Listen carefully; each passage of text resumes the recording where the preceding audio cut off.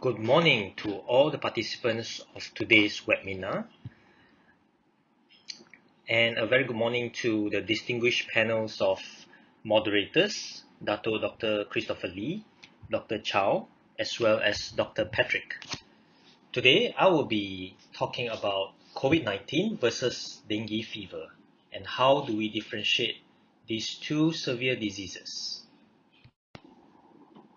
These are the outline of my talk for today. So I will start with introduction of both the diseases. Then we will talk about the epidemiology of dengue as well as COVID-19, the similarities of both these diseases, the differences of both diseases, the management outline of both diseases in terms of similarities as well as differences, the prevention measures of both diseases, and lastly, the conundrums of both these diseases. Let's start with dengue fever. Dengue is a viral infection transmitted to humans through the bite of infected mosquitoes. The primary vectors that transmit the disease are Aedes aegypti and, to a lesser extent, Aedes albopictus mosquitoes. Dengue is found in the tropical and subtropical climates worldwide, mostly in urban and in suburban areas.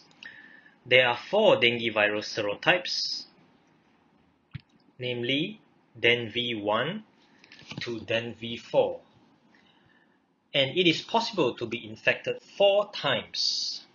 While many dengue viral infections produce only mild illness, dengue virus can cause an acute flu-like illness. Occasionally, this develops into a potentially lethal complication called severe dengue.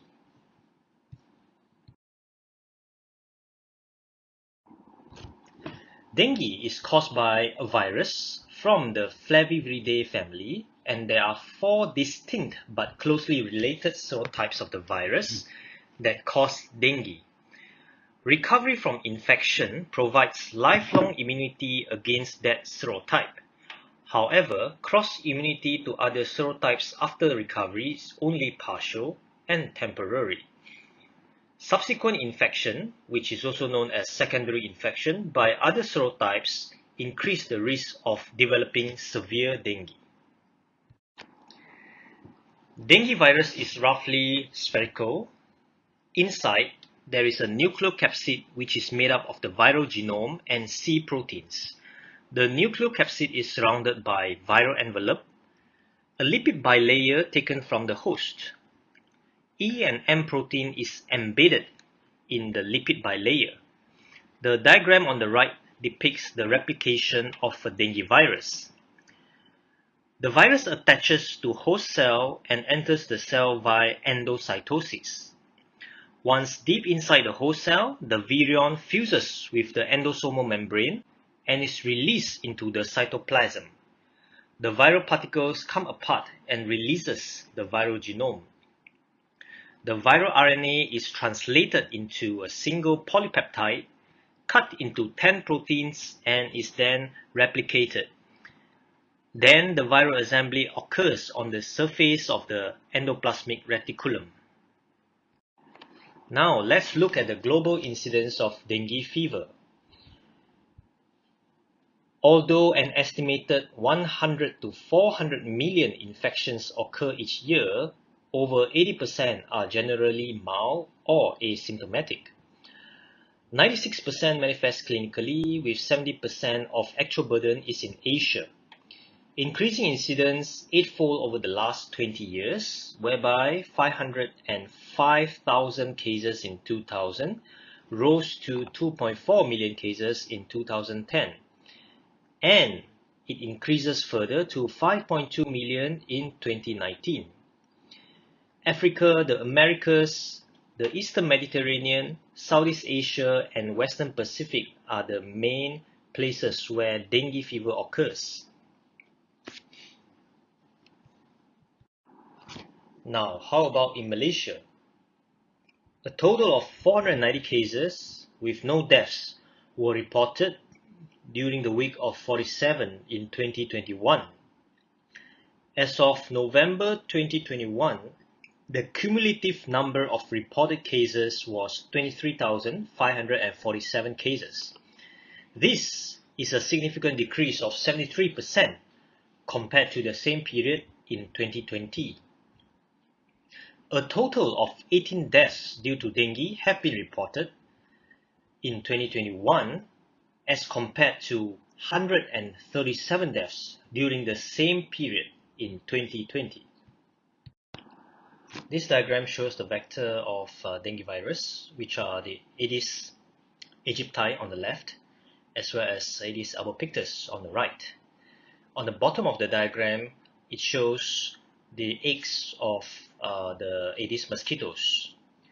An adult female mosquito lay their eggs on the inner wet walls of containers with water above the waterline. And mosquitoes generally lay about 100 eggs at a time. The eggs are very hardy. They stick to the walls of a container like glue and can survive drying for up to 8 months, even over the winter in the southern United States. It only takes a very small amount of water to attract a female mosquito. This slide shows the life cycle of an Aedes aegypti mosquito.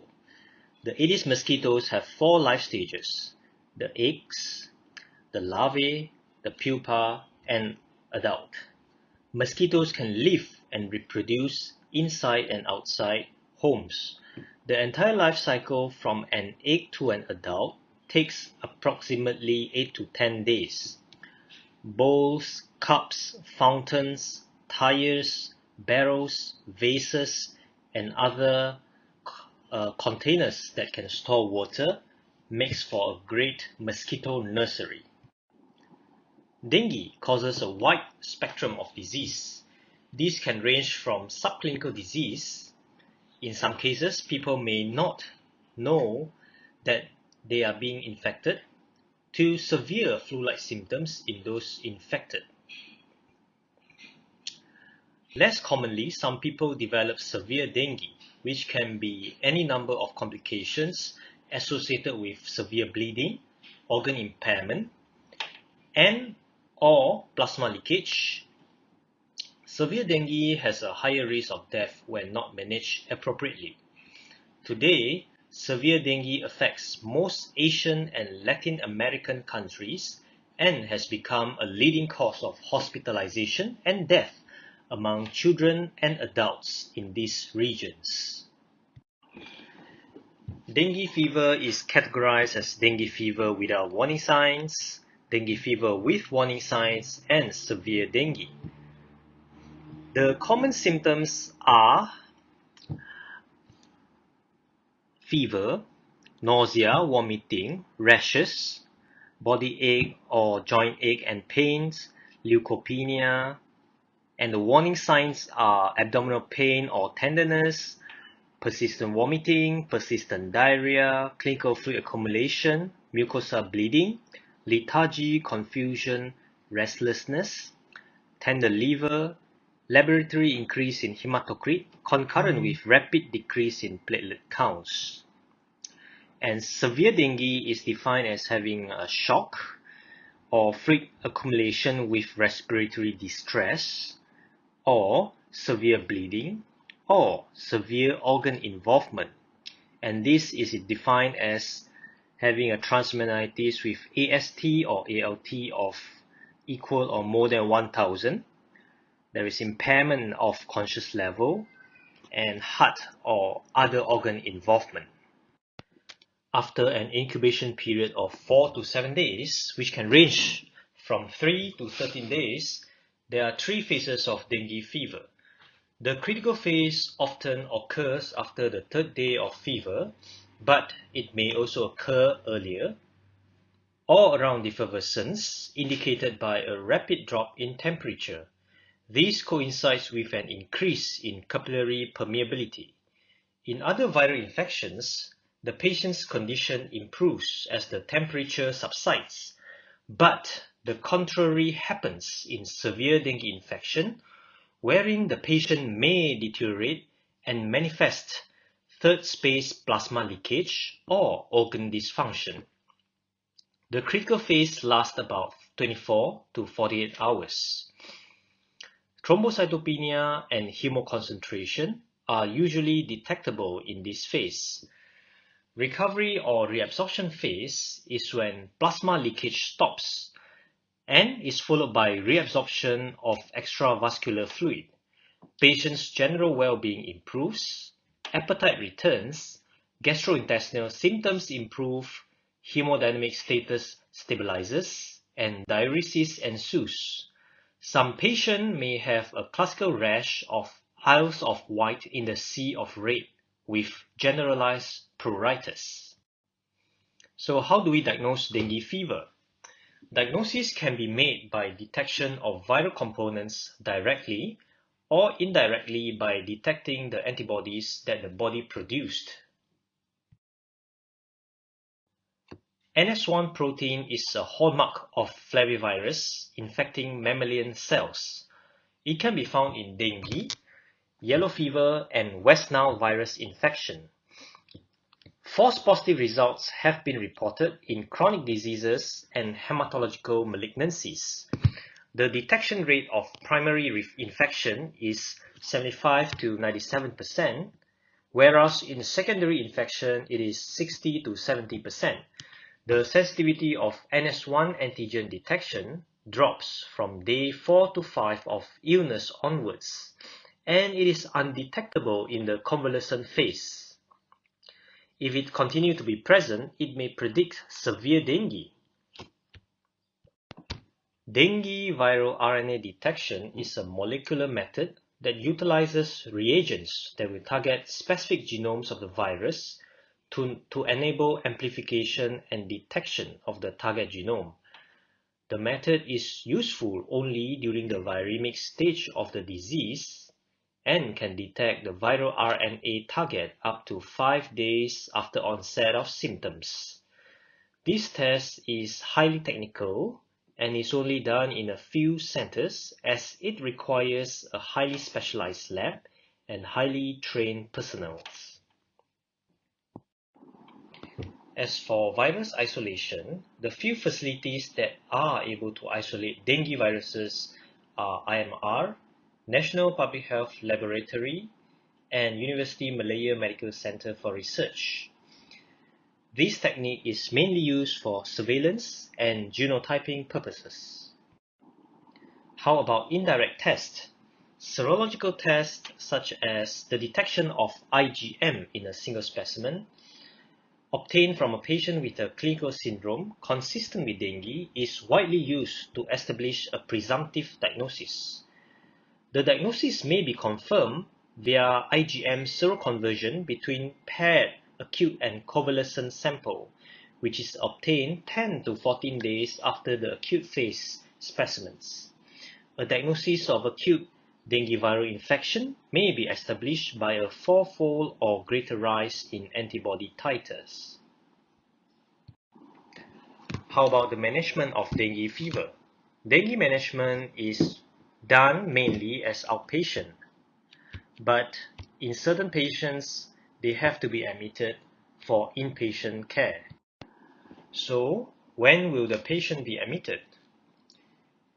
If the patient is able to tolerate orally well, not staying alone, does not have warning signs, and not having any special situations, such as staying far away from healthcare facilities, no transportation to come to a healthcare facility, etc., they can be considered to be managed as outpatient and monitored by the primary care doctors in the health clinics.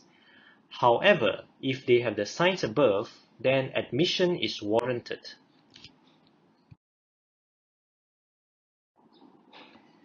Management of dengue fever generally revolves around fluids. If the patient is able to tolerate orally, they need to be encouraged to take oral fluids as adequately as possible.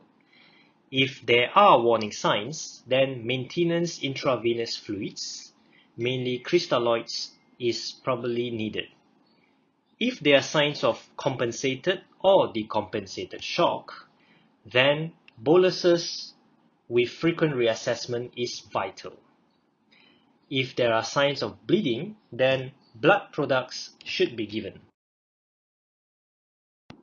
How about dengue vaccine?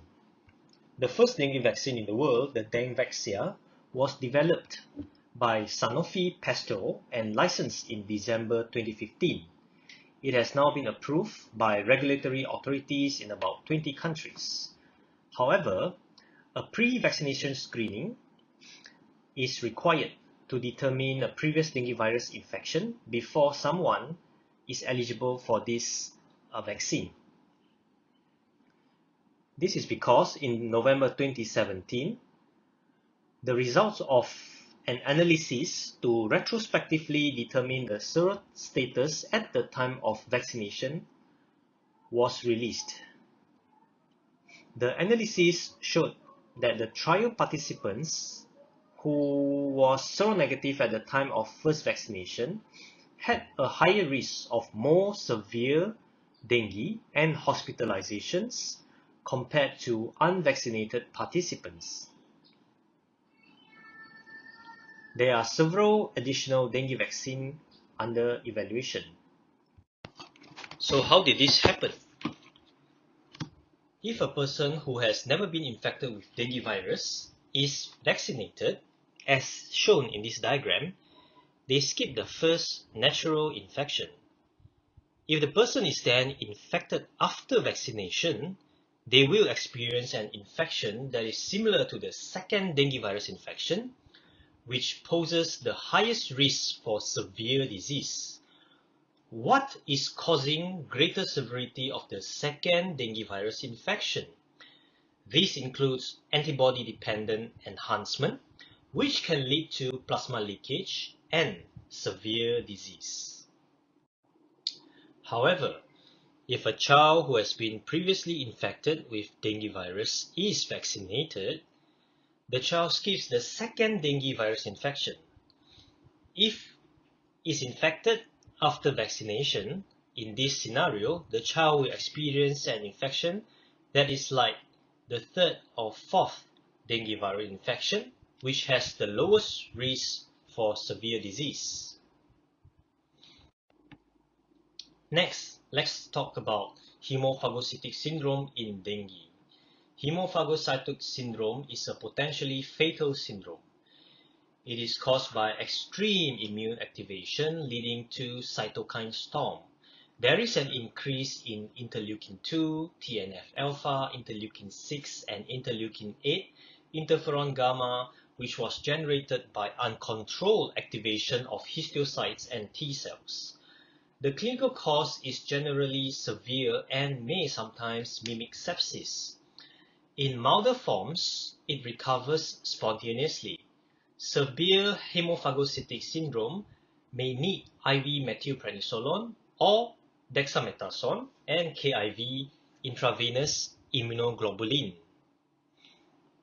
It commonly presents with an unexplained persistent fever or resurgence of high-grade fever after an initial defervescence.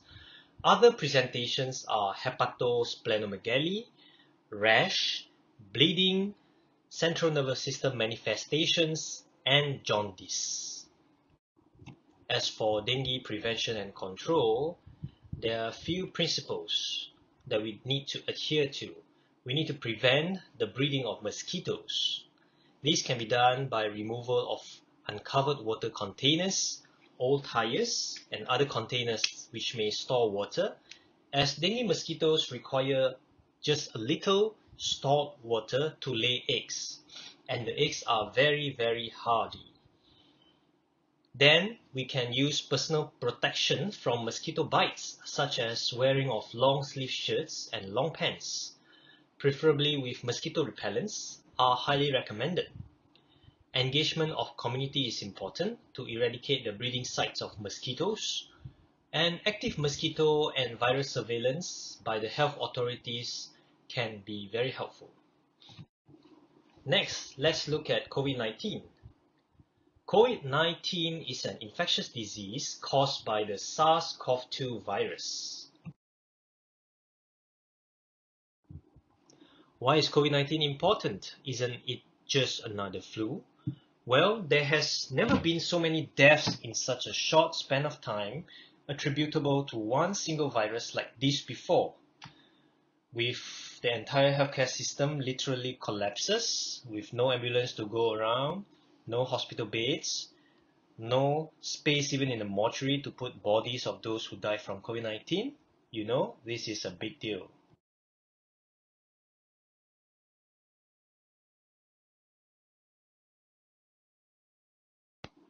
The entire planet Earth was turned topsy-turvy by this virus. Many businesses had to close down, borders of countries had to be shut down, vehicles had to be stopped. Everybody must take vaccines. Everybody must mask up. Then vaccine again. And then vaccine as a booster again. Up to 8 February 2022, there are a total of 398 million confirmed cases of COVID-19 and 5.76 million cases of COVID death worldwide. In Malaysia, there are a total of 2.9 million cases of COVID-19 and a total of 32,000 COVID deaths up to 8th of February 2022. So what is a coronavirus? Coronavirus are widespread among birds and mammals, with bats being host to the largest variety of genotypes. COVID-19 is a novel coronavirus discovered at the end of 2019 and was previously designated 2019 nCoV. This is the phylogenetic tree of coronaviruses. The contents in bold or italic red font is the latest edition of newly emerged SARS-CoV-2 virus. The phylogenetic tree shows the relationship of SARS-CoV-2 to selected coronavirus is based on nucleotide sequences of the complete genome. The viruses are grouped into 4 genera, which are the alpha coronavirus, beta coronavirus, gamma coronavirus, and delta coronaviruses. The subgroup clusters are labeled as 1A and 1B for alpha coronaviruses, and 2A, 2B, 2C, 2D for the beta coronaviruses. This tree based on the published trees of Coronaviridae and reconstructed with the sequences of the complete RNA-dependent RNA polymerase coding region of the representative novel coronaviruses. This is a schematic diagram of a coronavirus showing the spike protein labeled S, the membrane protein labeled M, envelope protein labeled E, and nucleocapsid protein labeled N. It is a medium-sized envelope positive stranded RNA viruses whose name derives from their characteristics crown-like appearance in electron micrographs. It has the largest known viral RNA genomes, with a length of 27 to 32 kb. The host-derived membrane is studded with glycoprotein spikes and surrounds the genome, which is encased in a nucleocapsid that is helical in its relaxed form but assumes a roughly spherical shape in the virus particle. This diagram shows a group of coronavirus particles negatively stained with phosphotungstic acid.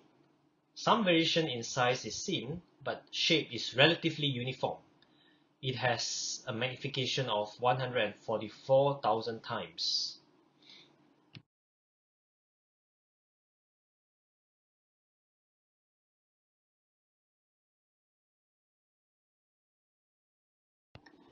As for variants of coronaviruses, why are there so many variants? This must be the question that has been playing in our minds in recent months. Scientists monitor all variants, but may classify certain ones as variants being monitored, variants of interest, variants of concern, and variants of high consequence. Some variants spread more easily and quickly than other variants, which may lead to more cases of COVID-19. An increase in the number of cases will put more strain on healthcare resources, leading to more hospitalizations and potentially more deaths. So how are they classified? They are classified according to their ability to spread, the severity of symptoms, how the variants respond to treatment, and how well vaccines protect against the variants. Two of the famous examples of variants of concerns are the Omicron and the Delta. What are the symptoms of COVID-19? I think we all are familiar with the symptoms of COVID-19 by now. They include fever or chills, cough, shortness of breath, fatigue, muscle or body aches, headache, new loss of taste or smell, sore throat, congestion or runny nose, nausea or vomiting, as well as diarrhea. The patient also can have difficulty in breathing, persistent pain or pressure in the chest, confusion, delirium, or cyanosis. COVID-19 is staged according to the severity of symptoms. Stage 1 means the patient is asymptomatic. Stage 2 means the patient is symptomatic with no pneumonia. Stage 3 means the patient is symptomatic with pneumonia but does not require oxygen. Stage 4, symptomatic with pneumonia and requiring supplemental oxygen. Stage 5 means the patient is critically ill with multi-organ involvement. How do we diagnose COVID-19? Respiratory specimens can be taken for nucleic acid amplification testing, such as reverse transcriptase polymerase chain reaction or RT-PCR, repetitive testing of upper respiratory tract or lower respiratory tract specimens might be needed. If deceased, we can consider the collection of post-mortem specimens. SARS-CoV-2 antibody tests are not recommended for diagnosis of current infection with COVID-19. There are few risk factors which are found to be associated with more severe disease. These include age of more than 60 years, non-communicable diseases such as diabetes, hypertension, cardiac diseases, chronic lung disease, cerebrovascular disease, dementia, mental disorders, chronic kidney disease, immunosuppression, HIV, obesity, and cancer have all been associated with higher mortality in COVID-19. Smoking, higher SOFA score, and higher D-dimer on admission were associated with higher mortality as well. In pregnancy, increasing maternal age, a high BMI, a non-white ethnicity, chronic conditions, and pregnancy-specific conditions such as gestational diabetes and preeclampsia are also associated with more severe COVID-19. This slide shows the warning signs that may predict deterioration. Clinically, the patient might have persistent or new onset fever, persistent symptoms, reduced level of consciousness in absence of alternate explanations, respiratory compromise. In terms of laboratory values, a rising CRP value or a single CRP value of more than 50 mg per liter, dropping absolute lymphocyte count, or neutrophil lymphocyte ratio of more than 3.13 are also associated with more severe COVID-19. In terms of radiological features, features of severe pneumonia with multilobular involvement or rapidly worsening chest X-ray is a warning sign that predicts deterioration. As for the management of COVID-19, isolation measures is important. In cases of mild COVID-19, symptomatic treatment with antipyretics are generally adequate. Nutrition and rehydration is important as well. For moderate COVID-19, patients can be treated as for any other viral pneumonia. For patients at high risk for deterioration, isolation and management in a hospital setting is preferred. How about antivirals? Favipiravir has been used by us for COVID-19. There are new drugs such as nirmatrelvir, ritonavir, and molnupiravir for COVID-19. Corticosteroid is an important tool for us to manage COVID-19. However, corticosteroid is not recommended in non-hypoxic cases unless they are used for other indications. It can be used for category 4 COVID-19, and the main drug of choice are dexamethasone phosphate 8 mg. If the patient has a BMI of more than 30, then 12 mg is appropriate. A total duration of 10 to 14 days or until the patient is being discharged can be given. A step down to oral dexamethasone should be done once there is improvement. Antivirals can also be given together with immunomodulators. Dexamethasone and IV remdesivir 200 mg loading and 100 mg daily for 2 to 5 days is recommended. Corticosteroid and tocilizumab, or corticosteroid and baricitinib, if tocilizumab is not available, are recommended. As for the prevention of COVID-19, we need to get the people vaccinated. SOPs has to be adhered to. People has to stay at least 1 meter apart from each other. Properly fitted masks need to be worn, especially when physical distancing is not possible or when in a poorly ventilated settings. Choose an open, well-ventilated spaces over closed ones wherever possible. If indoors, open the windows. Hands should be washed regularly with soap and water or clean them with alcohol-based hand rub. Cover the mouth and nose when coughing or sneezing, and if someone is unwell, they should stay at home and self-isolate until recover. As for the vaccination effort worldwide, up to 25th of January 2022, there has been 9.6 billion doses of COVID vaccine being administered. The situation in Malaysia has been encouraging.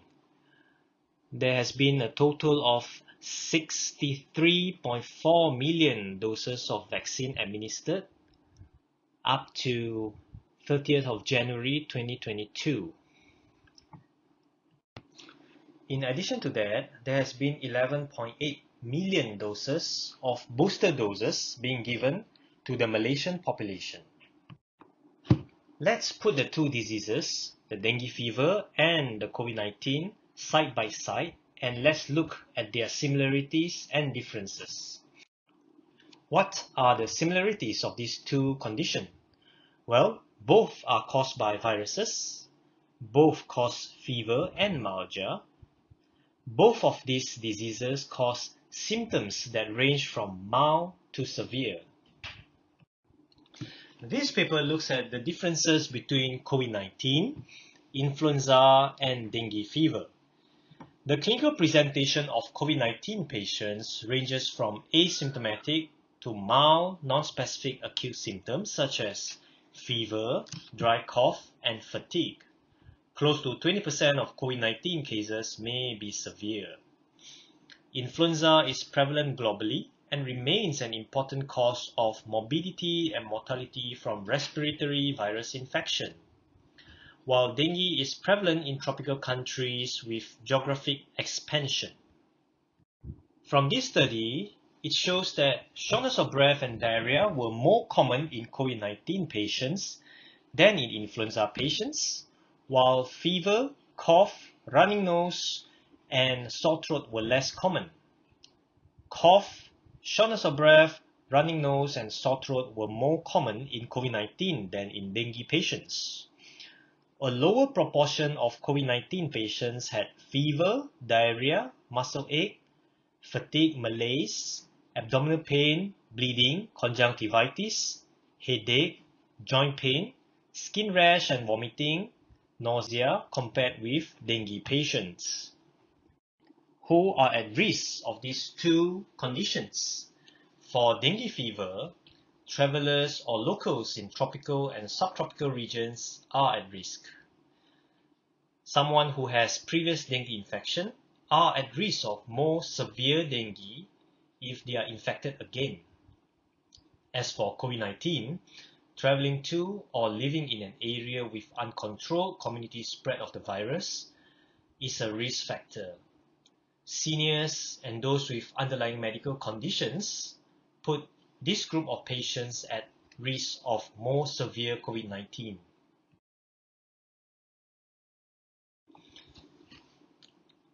So what are the differences? Can you tell them apart? In terms of transmission, dengue is transmitted via mosquitoes, whereas COVID-19 via infected droplets. How to protect against COVID-19? Well, to protect against infected droplets, one is advised to wear masks, wash their hands regularly, avoid crowded areas, especially indoors, and physical distancing. On the other hand, how do we protect against dengue? We have to remove mosquito breeding areas, we have to wear long sleeve clothing, and use mosquito repellents. Lastly, let's talk about the dengue and COVID-19 conundrums. I am sure false positive dengue serology is a big issue to many of us. The serological tests for dengue have been shown to cross-react with other flaviviruses such as JE, other non-flaviviruses such as malaria, leptospirosis, toxoplasmosis, and syphilis, and it can also test positive in certain connective tissue diseases such as rheumatoid arthritis. 22% of COVID-19 infections may be falsely identified as dengue. This may lead to spread of COVID-19 infections due to lack of isolations, as well as vaccination of dengue-naive individuals. Given that a possible cross-reactivity between dengue virus and SARS-CoV-2 could lead to false positive results for both diseases, this paper aimed to assess the magnitude of such possible cross-reactivity in a large cohort of individuals who were known to have either SARS-CoV-2 or dengue virus. This paper analyzed clinical data and serum samples from 55 individuals with severe acute respiratory syndrome coronavirus 2 infection.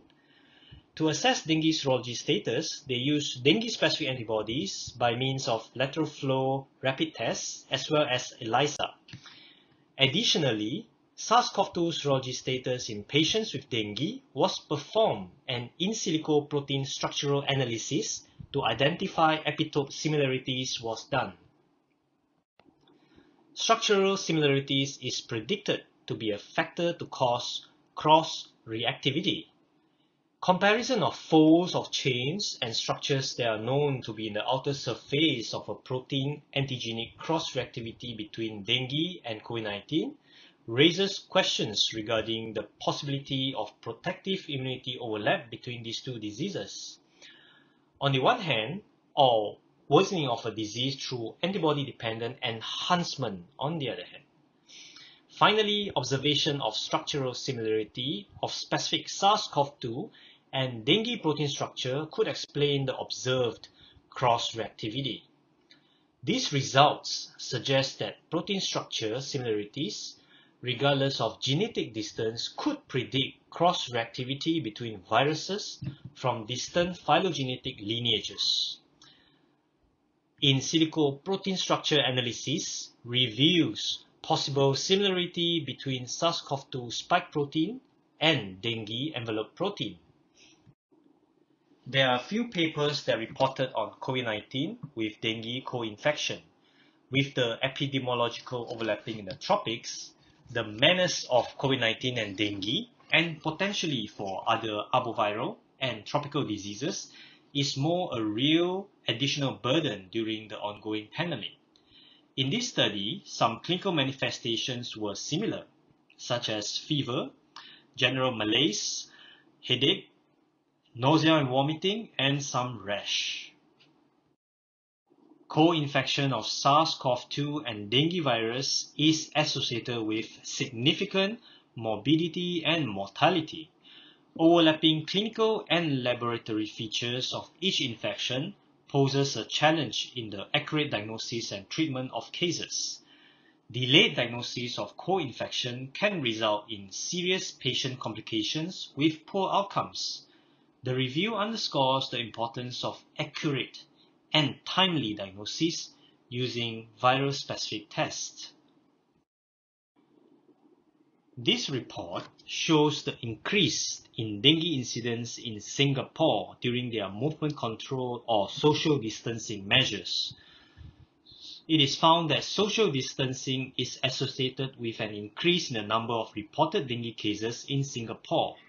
And one key pathway that may explain this result is the increased time spent at home addresses due to social distancing policy, together with the propensity for dengue infections to surface at home rather than workplaces in Singapore. Finally, stay safe. In this COVID pandemic, do not forget about dengue fever.